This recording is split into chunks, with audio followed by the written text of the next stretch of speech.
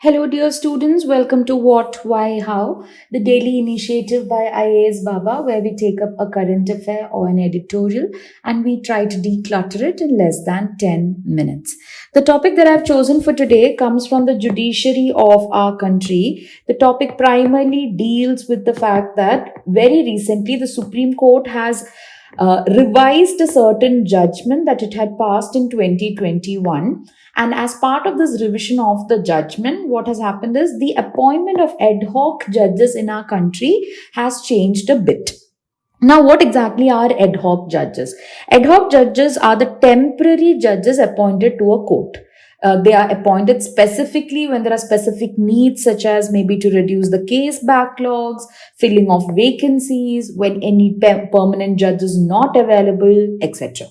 Now, to give a constitutional validity to it, in Article 224A of the Indian Constitution, it says that the Chief Justice of a High Court, with the President's approval, along with the consent of a retired judge, can appoint that specific retired judge to serve the High Court in a very temporary capacity. So, from this itself, it becomes quite clear an ad hoc judge is ideally a retired judge who is called back to serve the High Court. Now, to do this, or this entire procedure is given in the 1998 Memorandum of Procedure that is given by your courts as to how the appointment has to be done. For this, what is being said is that if at all there is any situation of a backlog or any vacancy that is there, a retired judge who has consented to the appointment can be considered. The consent and the details of the judge are taken by the Chief Justice of the High Court and then passed on to the Chief Minister of the state.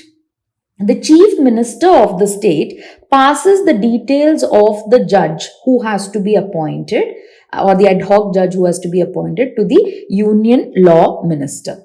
The Union Law Minister thereafter seeks the recommendations of the Chief Justice of India. Once the Chief Justice of India has given his recommendations, the Union Law Minister passes the details of the appointment to the Prime Minister.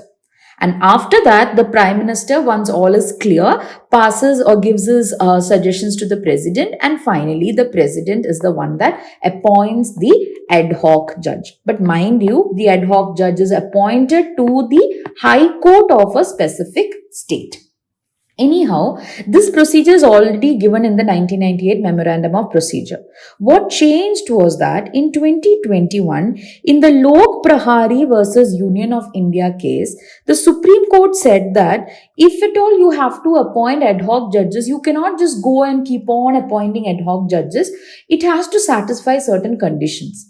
Through this, they had said at that point that even to initiate the appointment process of an ad hoc judge, first, you have to check what is the amount of vacancies that are there.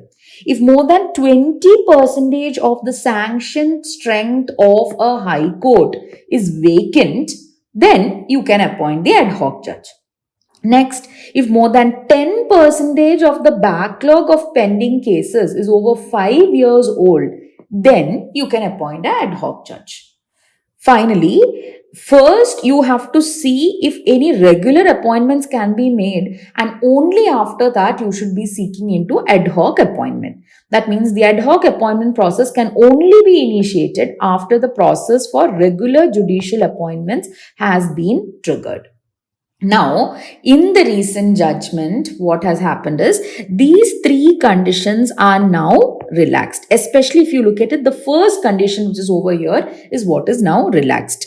Now, the primary reason why it is relaxed is because if you look at it right now, more than 62 lakh cases are pending in the High Court of our country, of which almost 18 lakh are criminal cases and 44 lakh are civil cases. And for quick judgments when it comes to your civil cases, always the number of judges, if it is higher, it will be helpful. Now, keeping this in context is where the Supreme Court has now passed the order saying that the requirement that vacancies should not be more than 20% of the sanction strength for the time being shall be kept in abeyance. That means that you don't have to take care of this vacancy threshold. If there are backlogs, you can appoint ad hoc judges. But the court also directed that each high court shall keep the appointment of ad hoc judges at least 2 to 5 in number, but not exceeding 10% of the sanctioned strength. So I hope this relaxation will lead to the number of backlogs in cases getting reduced, and this can be helpful for the judiciary as a whole. I hope this complete issue has been decluttered for you. Until we meet again, take care and happy learning.